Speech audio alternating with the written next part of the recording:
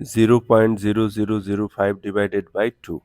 Since 2 is a divisor, so we need multiplication table of 2 times 0, 2 times 1, 2, 2 times 2, 4, 2 times 3, 6, 2 times 4, 8. So to find out the multiplication table of 2, just add 2 with the previous step.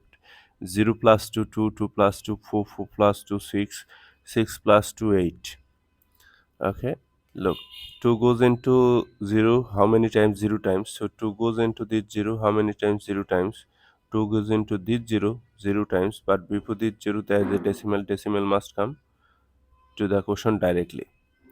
2 goes into this 0 how many times? 0 times, according to this. 2 goes into this 0 how many times? 0 times. Then 2 goes into 5 how many times? 4 times. 3 times 6, which is greater, so 2 times. Write 2. 2 times 2, 4. So if you subtract, you are getting 1. To continue this process, you can add any number of trailing zeros. I am adding here 1 trailing zeros. Look, since this is a decimal number, so you can add any number of trailing zeros. Bring down the first 0, so 10. 2 goes into 10 how many times?